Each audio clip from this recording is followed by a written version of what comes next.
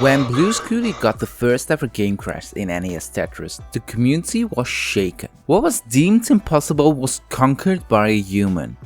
It was a big deal in the community. Absolutely. But also, Christmas was right around the corner, so the focus was shifted and the community went back to business as usual. But if the community went back to normal after only a couple of days, how did the Blue Scuti Game Crash become the first viral hit in 2024? Well, that snowball got running all because of a man by the name of aGameScout. On December 31st of 2023, aGameScout released a video, and that video went viral on January 2nd, which caused the world to report about the Blue Scuti Game Crash. Well, Blue Scuti is the true hero of the first ever NES Tetris Game Crash story.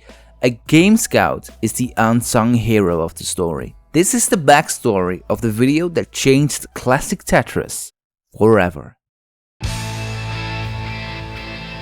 aGameScout got into NES Tetris when he watched a video of Confessions of a Tetris Addict. While not fully into it, Scout clicked on a different video that was recommended named What It's Like to Be a Tetris Master, which of course was BuzzFeed's documentary about Eli Markstrom in 2014. And I found the Classic Tetris YouTube channel, which had like very few views at the time because they had just put up their 2015 pods, which was the very first year they did it. So I watched those, thought it was super cool. Watched YouTube videos when they put them up the next year. Then I watched it live on Twitch the year after. In 2018, I was all in. Being part of the all-in plan was uploading to the newly created aGameScout YouTube channel. However, Scout was active on YouTube before that, on a different channel, unsung Scout, uploading to the channel since 2010 with the most popular video being the Pie Song. Between 2018 and 2021, aGameScout had multiple success videos, but nothing was compared to his first viral video. On April 17, 2021, Scout released a video about the new rolling technique. While the new rolling technique was known within the NES Tetris community, for the world, this was the very first introduction with the third playstyle of NES Tetris. Multiple news outlets from around the world made sure to cover the story. A different effect from that video was that the rolling revolution got rolling, which led to the first rollover by Harun Dude on September 14, 2021, the first ever NTSC Glitch Color Run by Eric ICX on August 17 of 2022, and that Glitch Color Run was also the world record for overall score. The record stood for over a year. When the record got broken, it was nearly the first ever game crash.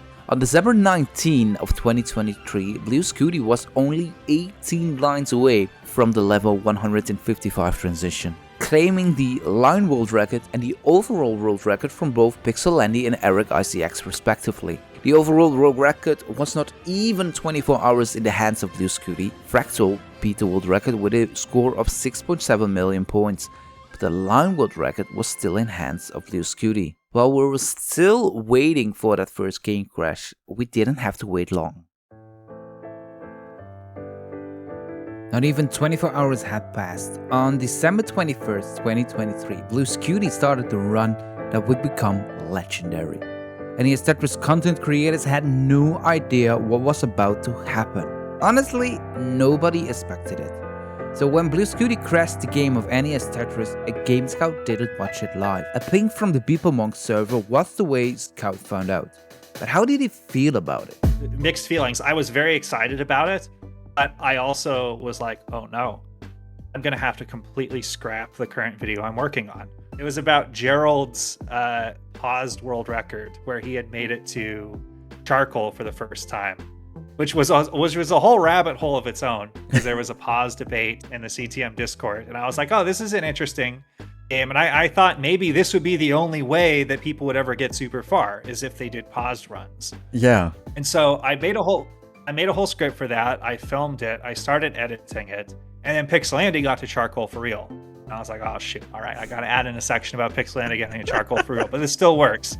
And then Fractal started going for Game Crash, and then Scuti did too, and then they just started, going back and forth, and I was like, oh my gosh, this is good. I'm gonna have to redo the whole ending of this video. And then Scuti got the Game Crash, and then I just looked at that and I was like, okay, the entire focus needs to change. Like, I just have to start from scratch, and I need to do it now, and I need to do it quickly.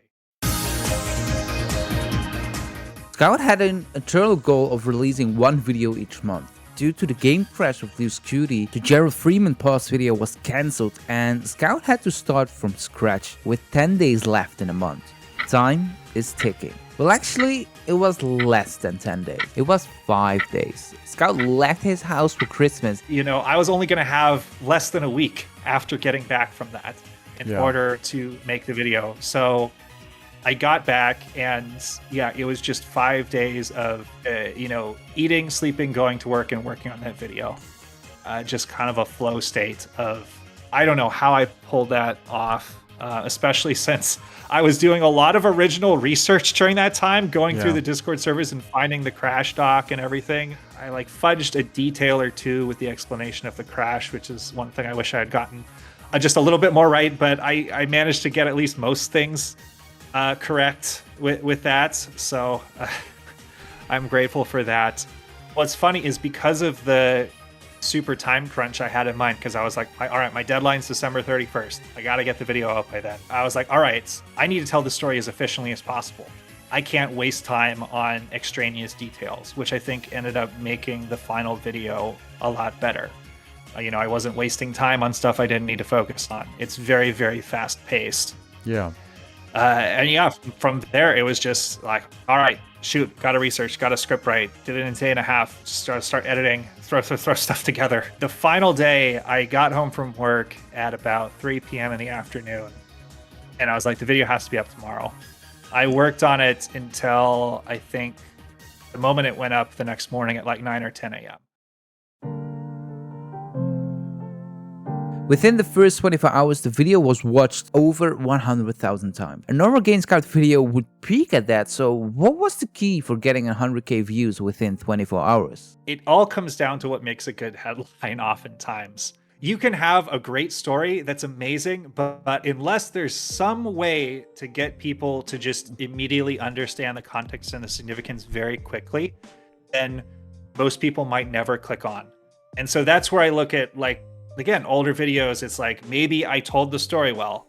Yeah. But if I didn't get a lot of people just invested right away, then I've just missed out on so much growth that could happen. Yeah. And that was an opportunity where I realized how much I still had to learn, because I thought I had optimized the title and thumbnail for that video so well. I had thought through every angle. I was like, all right, how can I hype up Game Crash? Well, maybe the angle is, the curiosity gap is, can this world record ever be beaten? Because it sounds perfect.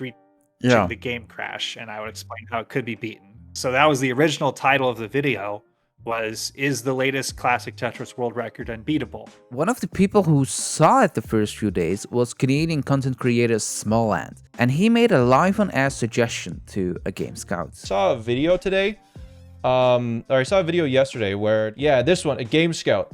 Is the new Classic Tetris world record unbeatable? aGameScout, if this ever gets to you, I feel like a title for this video that would be super hype. Someone finally beat Tetris after 30 years, someone finally beat Tetris. Because I didn't know who he was at the time. The only way I found out was one of his fans left a YouTube comment on my video, and I saw it. Yeah. And then I went back to his VOD and saw it and decided to change it, and then it was just instant. The click-through rate doubled, the views just skyrocketed, and he was totally right. I had even said it in the video itself, like 8 minutes in. I was like, one way you could look at this is that, instead of the game beating the player had finally beaten the game. Yeah. And it was just, him and his YouTube experience and knowing how to sell a story.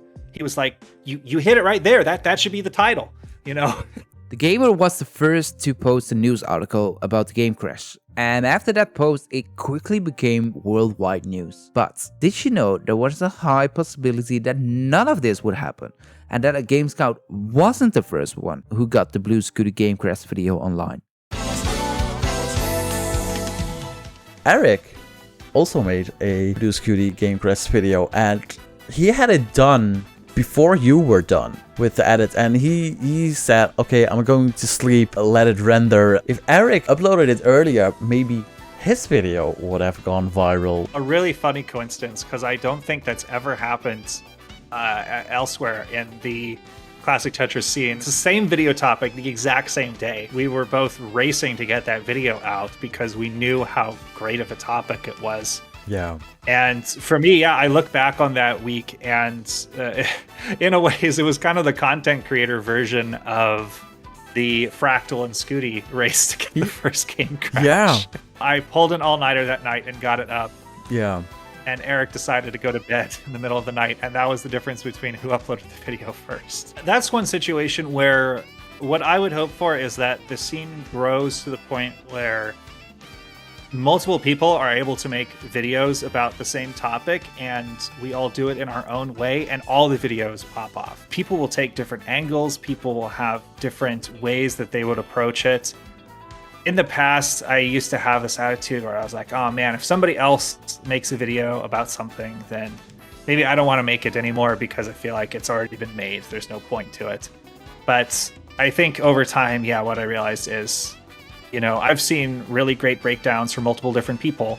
I was really happy for Eric, at least, because I felt like a little bad that my video was blowing up like insane, Yeah. and his video was too, but just not to the same level. But it did end up being his most successful video ever, and so we did talk about because we both had the same idea for the next video, which was basically explaining the path to Rebirth and Crash Dodge. And so we did talk privately because I was like, oh my gosh, if we're both making the exact same video, we'll basically be in a race again, get it out. And so I said, you know what, Eric, I'll focus on something else. I want to see how you do this. And when he came out with the video, I was like, oh my gosh, this is so much better than That what was I could such have a done. cool video. Because he has that knowledge of how to do the ROM hacks. And show all those examples on the CRT itself. That was so cool. Yeah. And so there's been no video topic that I've been more happy to step aside for than that one, because I think it'll be the guide that I'll be able to point to for people for months to come on that. Yeah. I think the biggest thing that's just always kind of it's been the dream in the back of our minds, but just general press caring about Classic Tetris, because it's always just been this kind of feels like a niche thing that we care about a lot and some people casually view, but there's not worldwide attention on it, and now there is. And that is all because of the video that was made in 5 days. What did Scout do after the Game Crash video? Covered the game crashes from both Fractal and the respectively, the LXD World Records, and other great topics within the NES Tetris scene. Scout also worked on the Summoning Solved World Record progression video, and because of that video, more eyes got on our scene, and even bigger content creators started to play the game of NES Tetris. And some even organized their own tournaments. It is safe to say that 2024 will go down as one of the most important years of NES Tetris, and it all started with the motivation and dedication of the unsung hero in NES Tetris. Thanks for watching.